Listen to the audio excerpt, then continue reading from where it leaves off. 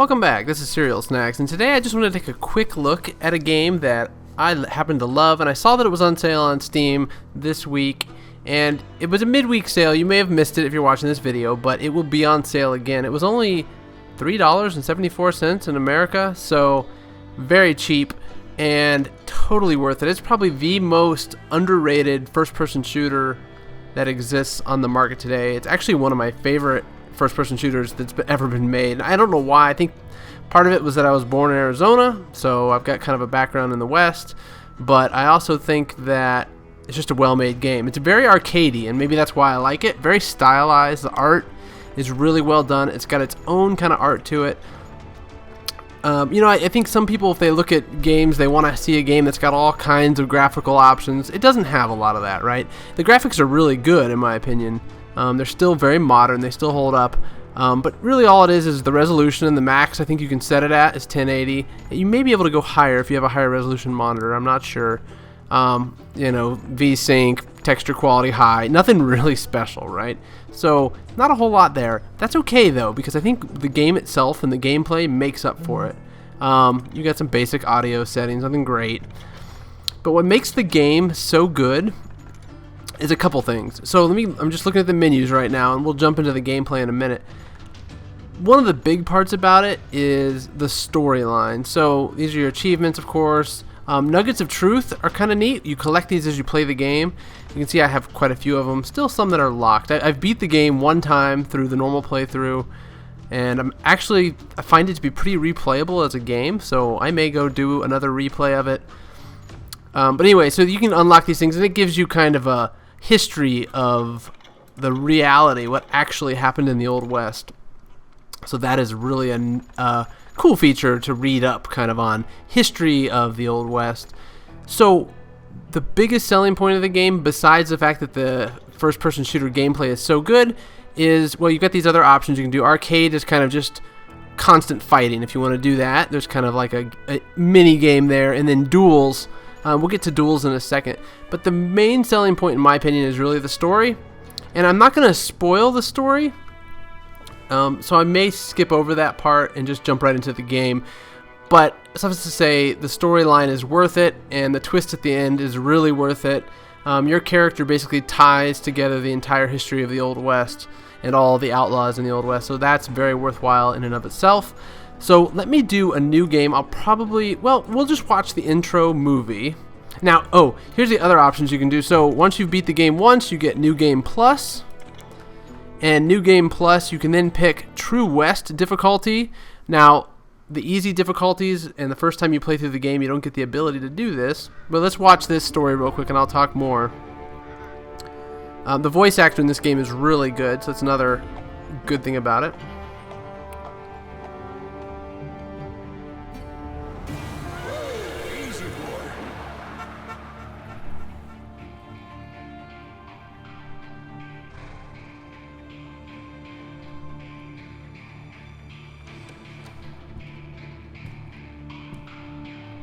Don't I know you, sir?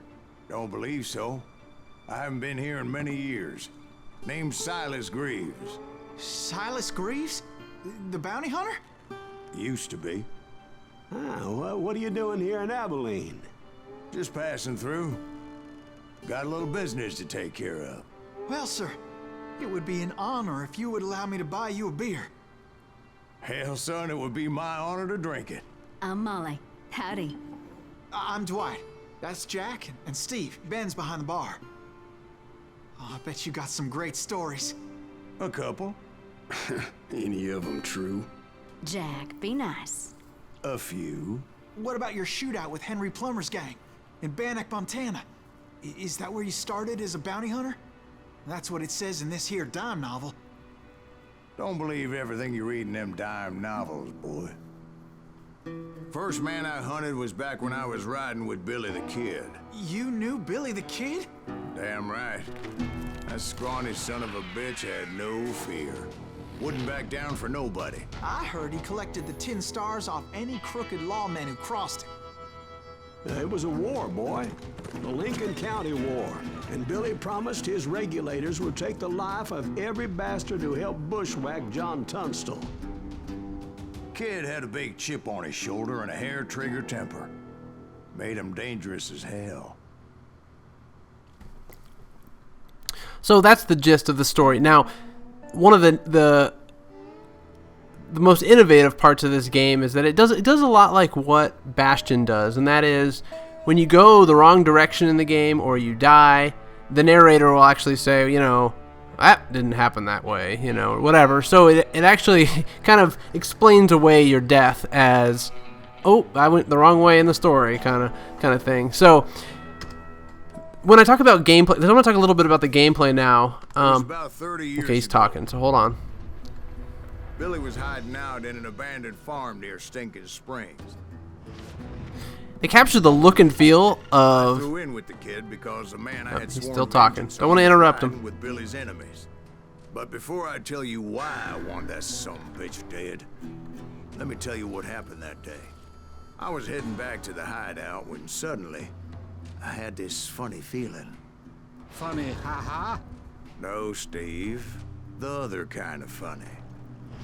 So he talks as you're playing the first-person shooter, which really adds a lot of life to it. But the stylized graphics and the look and feel of the Old West really matches the way the U.S. Old West looks, and I think that's part of the reason why it is so immersive. I think I have like maybe a DLC that gives me these 2 gold-plated guns. I don't really like doing 2 guns, although I think you can also get a rifle. But let's stick with this for now. See, I'm True West, so there's no crosshairs, no nothing. You have to actually aim with your iron sights. So one thing I could get here is, and one thing I prefer to do, is it the sawed-off rifle? No. Oh, nope. The golden rifle. So I'm a little rusty. I haven't played in a while, but I just wanted to show you guys the gameplay because one of the coolest parts of it is that you build up some bullet time, kind of like Max Payne, where you can slow time to some extent. You hear some people talking. Let's see here. One thing that's really pleasing, Those 2 morons would never let me through. I had no choice. is the way that you can kill people too, because they explode in a hail of blood that is very, very satisfying. One thing you also notice is that I'm in True West, so it doesn't even show how much ammo I have. You actually have to count your bullets. Pat Garrett's posse? Oh yeah. I heard the shots and I knew I had to move fast. So this is just the beginning of the This game. army of deputies had surrounded the entire homestead. It gets incredibly crazy here on out. So I decided to help Billy and the boys out of it. So that's just what I did. get that guy. Oh yeah, there we go. All right. As the governor of New Mexico was paying Ooh. for the kid's apprehension. And I'm gonna, because I'm talking about the game, I'm not gonna do. Whoa! And you can dodge the bullets. Oh, there's my bullet time. There we go. We got them all. Oh, nope. Oh, and am I out of bullets? I'm out of bullets. Where are you, man? Oh, nope. Oh, I am out of rifle bullets. Okay, and he got me. So the other gameplay feature that this game has, and I'm not going to show it in this video, but there's this duel functionality, and when you reach the final boss at the end of a level, you have a duel. Some people may love that feature, the duels. It's really well implemented. However, it's really frustrating. And I think the reason is because the bosses in the game are so good at quick drawing their guns that it's very difficult to beat them. So that was the one thing that I found frustrating about the game. But beyond that, I think it's probably one of the better games, better first-person shooters made in probably the last decade, in my opinion. Now, some of you will disagree with that. There's plenty of first-person shooters that people just love. But for me, it's my game, and for $3.74 or whatever sale price it will be when you pick it up, it is worth it. It is worth it at $10. So yeah, so that's it pretty much. Let us go back to the main menu. Just wanted to give you guys a quick look at Call of Juarez Gunslinger. And, so one of the things you can get too, this is kind of another thing, is you can actually spend talent points in the game. So you can decide whether or not you want to be more of a shotgun kind of fighter, a long distance fighter, or a gunslinger, and then you can spend those talent points. You can see I'm level 21 from spending all these points, and that is pretty much it. So I think I'm going to end it here, but I would encourage you to pick this game up on the cheap. It is very well worth it and will give you hours of playtime if you even remotely enjoy first-person shooters. So, hope that helps, and if you enjoyed this video, please click like and subscribe. Catch you later.